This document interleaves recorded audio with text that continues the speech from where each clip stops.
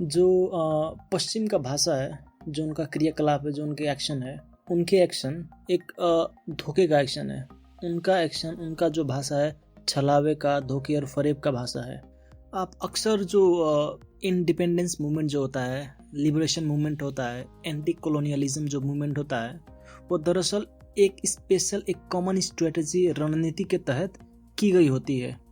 और वो रणनीति ये है कि उनका जो इंडिजिनस लैंग्वेज है, उनका जो लोकल लैंग्वेज है, उनका जो स्वदेशी लैंग्वेज है, उसको रिवाइव करना है। दरअसल जो कॉलोनाइजर्स लोग थे, यूरोपियन कॉलोनाइजर्स, वो बस महज जमीन पे, जायदाद पे ही बस कब्जा नहीं करते, वो हमारे लैंग्वेज पे कब्जा करते हैं, हमारे कल्चर पे कब्जा करते हैं, हमारे आइडेंटिटी पे कब्जा करते हैं। और जो ये प्रोटेस्ट और मूवमेंट होता है, इंडिपेंडेंस मूवमेंट हुआ, स्वतंत्रता का जो आंदोलन सब हुआ, वो बस एक ही स्ट्रेटेजी, रणनीति पे बेस्ड रहता है कि वो जो कॉलोनाइजर का लैंग्वेज है, कॉलोनाइजर का कल्चर है, कॉलोनाइजर का जो पहचान है, आइडेंटिटी है, उसको रिप्लेस करके अपना लोकल लैंग्वेज को फॉलो करना, लोकल लैंग्वेज को पुनर्जीवित करना, री इनकारनेट करना होता है।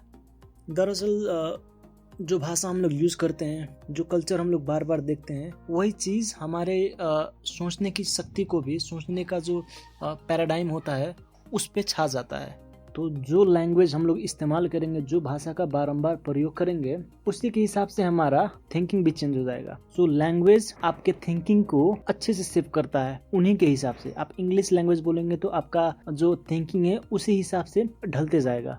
और ये बात कॉलोनाइजर अच्छी तरीके से समझते थे कि भाषा पे कंट्रोल करके वे लोग थिंकिंग को कंट्रोल करना चाहते थे। तो भाषा पे कंट्रोल करके वो कॉलोनाइजर लोग हमारे थिंकिंग को कंट्रोल करना चाहते थे, और हमारा मेंटालिटी और दुनिया को समझने को और दुनिया को परखने को, और हमारे जो विचार हैं, हमारे जो भावनाएं हैं, उनको व्यक्त करने का जो तरीका है, उनको बदलना चाहते थे ये लोग, ताकि हम लोग उन्हीं के तरह सोचे और उनके अंडर रहें, उनके गुलाम रहें, उनके स्लेव बन के हमेशा रहें। ये वो लोग चाहते थे।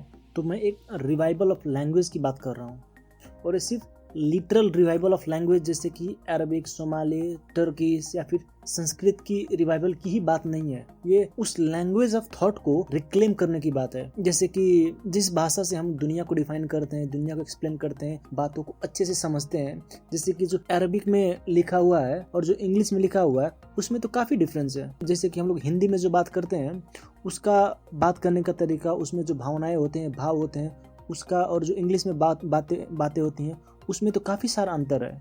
तो चाहे हम लोग कोई भी भाषा का प्रयोग करें, इस्तेमाल करें, अरबिक, हिंदी, उर्दू, चाइनीज़ या फिर आपका लोकल अफ्रीकन लैंग्वेज हो गया, हमें एक चीज़ पे ध्यान देना चाहिए, हमें इंसिस्ट करना चाहिए कि हम अपनी डिफिनीशन जो है, जो हमारा फ्रेमवर्क्स है, और जो लेक्सिकन्स का उपयोग होता है, जो हमारे विशेषण सब का प्रयोग होता है, और जो हमारे लोकल जो ग्रामर सब है, व्याकरण सब है, उसका अच्छे से इस्तेमाल करना चाहिए। और यही एक असली रिवाइवल ऑफ लैंग्वेज है, जिसके बारे में मैं अभी आपसे बातें कर रहा हूँ, आपसे चर्चा कर रहा हूँ। ये असली रिवाइवल ऑफ लैंग्वेज है, क्योंकि जो वेस्टर्नर की भाषा है, जो कॉलोनाइजर सब की भाषा है, वो अंदर से ही खोखला है, और अंदर से ही झूठ भरी और मक्कारी भरी और फर्जी वाला भाषा है उनका। वो कॉलोनाइजर के लिए बिना झूठ बोले, बिना बात को घुमाए हुए बात करना इम्पॉसिबल है। हर एक चीज़ में वो झूठ बोलते हैं वो लोग, और वो लोग जानबूझकर झूठ बोलते हैं ऐसा भी नहीं है, बल्कि इसलिए वो लोग झूठ बोलते हैं क्योंकि उनका बचपन से ही लाइफ लॉन्ग फॉल्सहुड से कंडीशनड है। वो लोग बचपन से ही उसी जो झूठी और जो मक्कारी भरी इन्वायरमेंट है, उसी में वो लोग कंडीशन हो चुके हैं। तो वो लोग, उनका व्यवहार नहीं है, बल्कि वो लोग का, उनका जो बचपन से परवरिश है, उसने रीडिफाइन कर दिया है।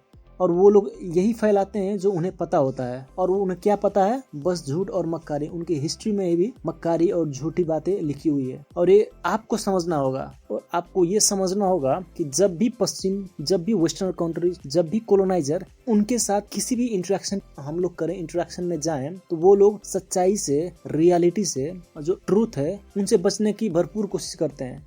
क्योंकि उनका जो इतिहास है, उनका जो बीता हुआ समय है, और उनका जो वर्तमान है, उसकी सच्चाई इतनी शर्मनाक और इतनी इनह्यूमन है, अमानवीय है कि उसे बिना झूठ के स्वीकार करना, उसको कॉलोनाइजर को बिना फरेब झूठ के स्वीकार करना उसके लिए लगभग असंभव है। तो इतना शर्मनाक है उन लोगों का इतिहास, उन लोगों का जो बीता हुआ समय है, और उनका वर्तमान भी। Thank you very much. और आप लोग एजुकेटेड होइए, जानकारी लीजिए, खुद भी एजुकेटेड होइए और अपने सोसाइटी को भी एजुकेटेड कीजिए, अपने फैमिली को भी एजुकेटेड कीजिए और हर तरीके से ज्ञान लीजिए, इल्म लीजिए और यूनाइटेड होकर रहिए और डिवाइडेड मत होइए। एक आपस में बट के, लड़ के, कट के, मर के वैसा होने वाला स्थिति में मत जाइए।